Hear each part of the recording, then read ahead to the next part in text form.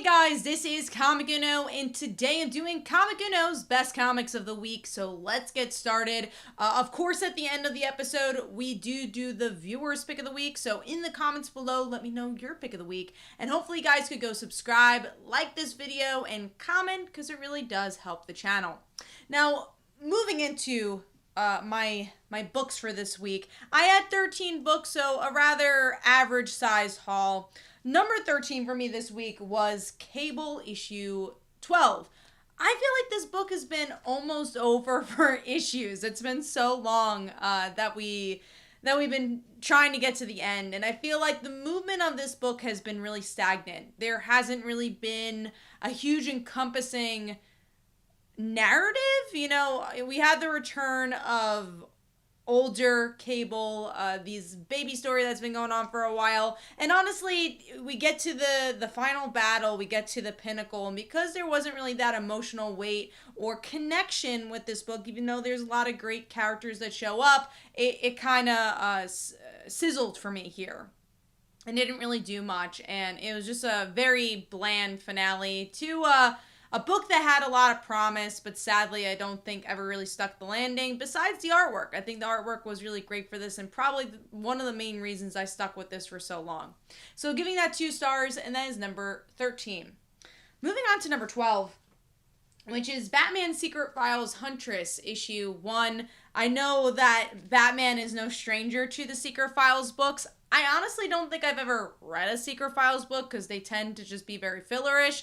But with this new wave of Secret Files book, we get to see them focusing on certain characters connected to the Batman universe, which is something I love about the current Batman books, is that everything does feel very connected and needed. So with this one, we get it connected to Detective Comics and Huntress's story there. I've been reading Detective Comics. I've been enjoying it, so I decided to get this issue. I'll most likely be getting Clown Hunter as well, and see what other books that end up popping up for this this franchise. And with this one, it felt very fillerish. I don't necessarily think you needed the issue. The artwork definitely was not as strong as we're used to in Detective Comics. It felt very simple to me, and it's just Huntress getting out of the hospital and trying to rehydrate herself and figure out the mystery of, I don't even know what to call it, but this parasite, we'll call it, and that's been the whole arc for Detective, which I feel like has been going on for too long. The mystery aspect has kind of died down for that arc, and really, did we need a whole issue about this? Probably not. I kind of wish they focused on another side of Huntress if we were getting a spotlight issue with her. I feel like there's so much to explore and stuff we haven't seen with Huntress in a while, and I just kind of wish that was this book instead of connecting to Detective Comics, even though that kind of defeats the purpose of what I just said, which is like, I like that the Batman books are connected, but at the same time, I feel like maybe there's a way to connect in a different way instead of continuing this kind of long-winded story arc. So I'm giving that 2.5 stars, and that is number 12. Moving on to number 11, which is Icon and Rocket. I have never read an Icon and Rocket book before. I've only really read the Static Shock books from the Milestone, comic books from way back in the day, and I only really know about the characters because of Young Justice, which I think is, probably what is the idea for a lot of people with this character. They probably only know them from Young Justice, and this is a retelling, but I felt like it was a retelling of too many things. So the beginning starts out with this kind of Superman-esque story, and I guess the origins of Icon, and then this girl who is kind of on the wrong side of the tracks, or has a group of friends that are not doing the right thing. She gets tied into that, meets up with Icon, and realizes, I don't really want to do this with my life anymore. I want to team up with this guy who has superpowers. And that's the end of the issue. I don't really feel like there was anything too I don't know if there's a hook for me, personally. I feel like, there's a lot of stories we've seen before, and I really wanted to be ingrained in their relationship and love these two characters, but I just didn't really get a feel for them in this issue. I feel like it was trying to do too much at the same time. Again, it had maybe 10 pages or maybe a little less of that origin story, and then we go straight into the present day. I feel like they could have balanced this issue a little better. I like the artwork though. I thought that was super strong, but I just don't know if it gave me enough for issue 2, which I'm saddened by because I was really looking forward to this book overall. So giving that 2.5 stars, and that is number 11. So moving on to number 10. A book that's kind of gone down in the rankings for me, and that is Infinite Frontier issue 3, even though I do really like this cover.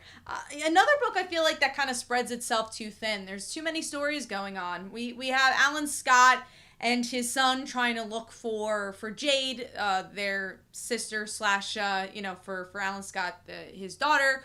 And we get the big thing that happens in this issue is the reintroduction of Infinity Inc., which I don't really know much about. I've never really followed the team, so I'm like, okay, I guess that's cool. And then we have Roy Harper trying to find his daughter, a story we've seen a billion times with Wally already, so I'm like, oh, am I interested in this? I'd rather him explore even further about his ring, which we only get a touch here for.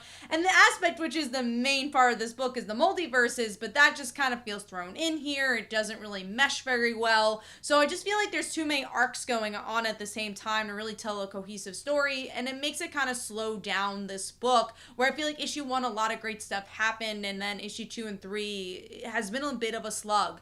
But I like the artwork, and I'm glad it's consistent artwork all the way through, even though there's a lot of story arcs. That's something I do like seeing, and you don't always get to see with these type of books. So I'm giving that 2.5 stars, and that is number 10. Moving on to number 9, which is The Amazing Spider-Man issue 71. I really love Sinister War from 2 weeks ago. I was pleasantly surprised by that issue. It was actually my pick of the week. And I was like, all right, Amazing Spider-Man, we're back. Everything that happened in Sinister War, we're gonna get it continued, and it's gonna be great.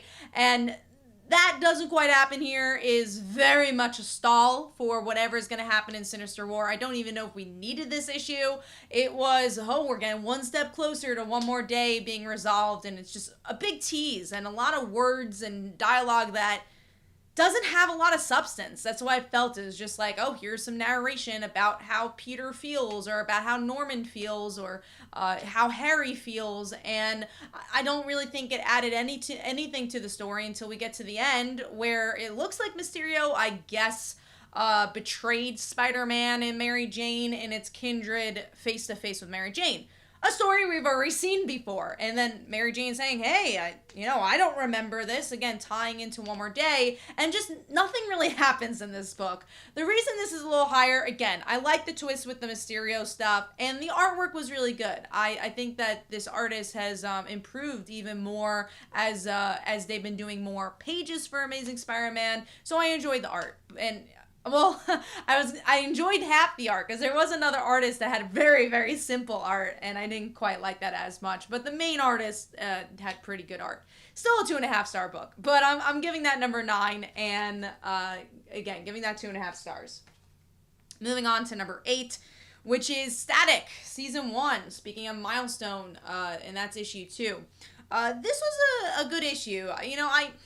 I don't love the heavy dialogue. I think that's one thing that, covered a lot of the artwork. There's some really good art and a very unique art style here. And there are just tons of dialogue and bubbles kind of covering that art, which I didn't love. But I did like the different point of view for Static Shock that we didn't get to see in the comic or the television show. So the parents know that he has powers. He's not Static Shock just yet. How is he dealing with the Bang Babies and him having these powers, and how is the community dealing with that? So we get to see a couple other Bang Babies show up. So I enjoy that aspect. I don't know if I'm totally invested or ingrained yet, and I want to love this book because I love Static Shock, but I think there's definitely potential here, and I want to see the series through to see where it goes. So I'm giving that 3 stars, and that is number 8.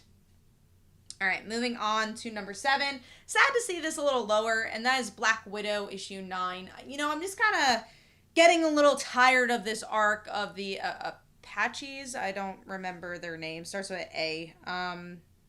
the girl is related to them. We have another character that's related to them, and he's very much convinced to be part of this team quickly. The stuff I liked about this issue, though, I love White Widow and Black Widow's relationship. I love their back and forth. I think Kelly Thompson really succeeds there with that.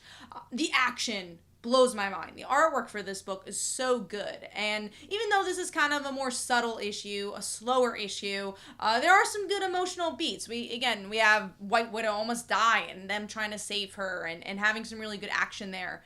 There's stuff I didn't agree with in this issue. Again, that the male character being integrated into the group very quickly. I think that could have been a bit smoother. I still don't really quite love the villains of this arc, but overall, I still really like this book, even if this is a little bit of a shaky arc. And the artwork is still superb for this book. So I'm giving that 3 stars, and that is number 7. Moving on to number 6, which is Fantastic Four, issue 34. And this is the aftermath of the wedding reveal, which is Johnny slept with Dr. Doom's wife. And this whole issue is an action issue. It's Dr. Doom dealing with those ramifications and everyone getting hurt and blaming the Fantastic Four. And there's something that happens to Johnny's powers here, which was interesting. But there's a lot of good interactions.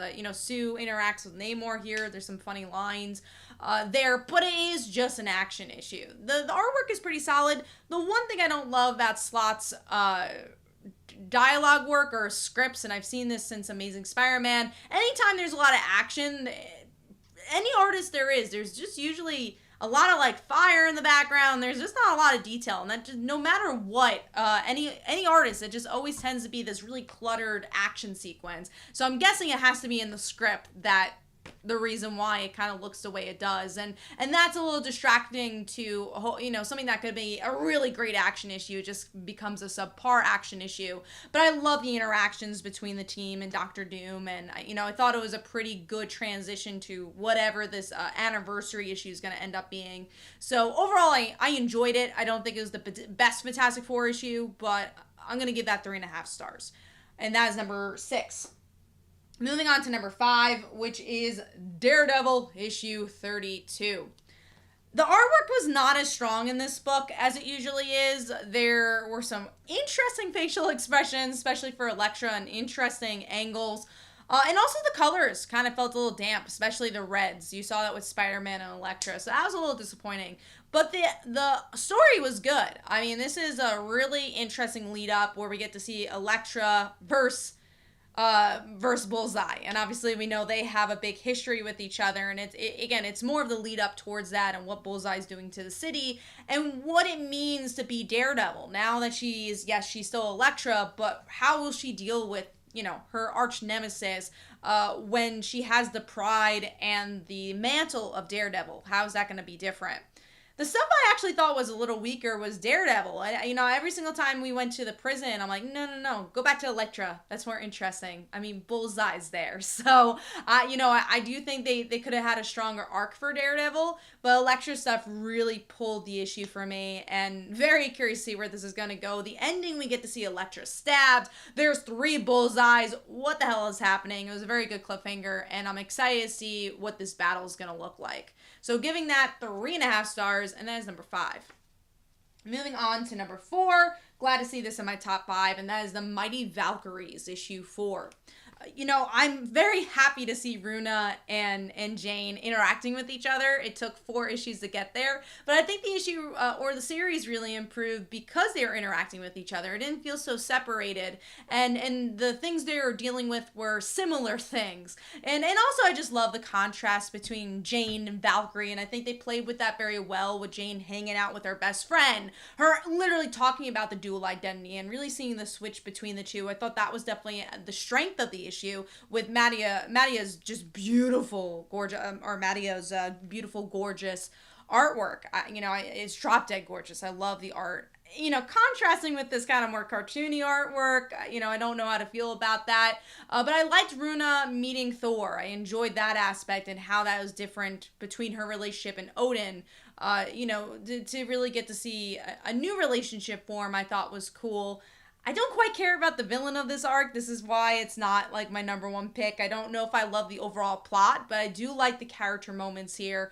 And again, there's some really good art choices with this issue. So giving that 3.5 stars, and that is number 4.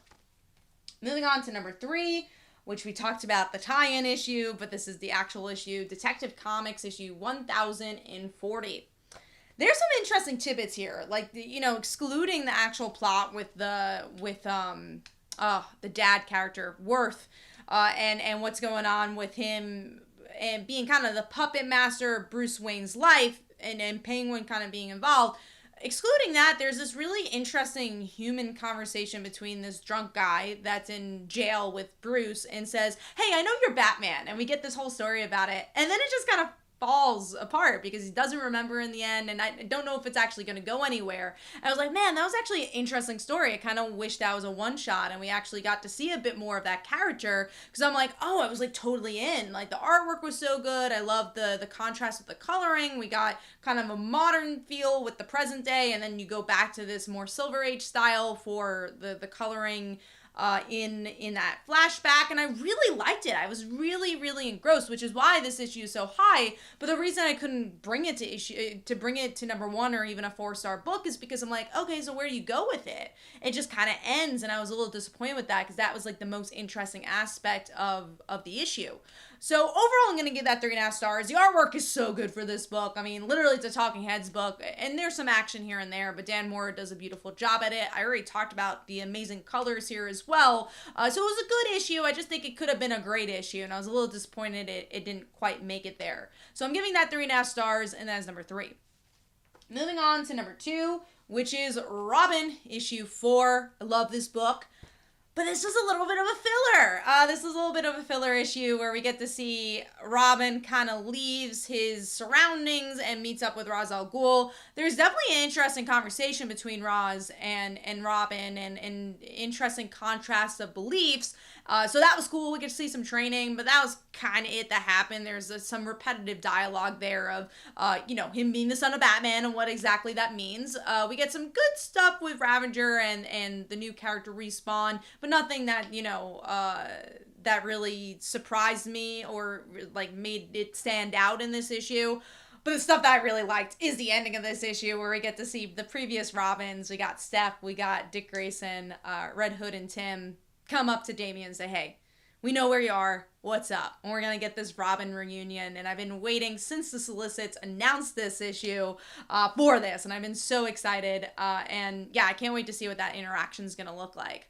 Artwork is beautiful. I mean, I love that you open up with that manga and you're like, oh, cool. You're just like totally engrossed into the one thing that makes Damian have fun. And then you go into this kind of darker story of the League, but there still kind of has this cartoony look to it. It really matches cartoony and gritty really well. And I really like the art style and the creative team for this book. So giving this 3.5 stars, and that is number 2. Moving on to number 1, and I think you guys are going to be surprised by this one. And that is Superman, Son of Kal-El, issue 1. Preface, I'm not a huge Superman fan. I'm not reading any of the Superman books right now. Other preface, I don't quite like John that much. And I know that's taboo, but I've never been a fan of the character. I feel like they never really knew what to do with him. They aged him up, and he didn't quite have much of a personality for me that made him any different than Superman or even Lois. And this book, and I'm not surprised because it's Tom Taylor. It's the whole reason why I bought this issue. It kind of had a glimpse of, okay, we're gonna like take John on a journey that's not just connected to Superman or Lois, and take him on a separate journey to figure out who he is, because that's really what this whole issue's about. That's the theme, the log line of this issue.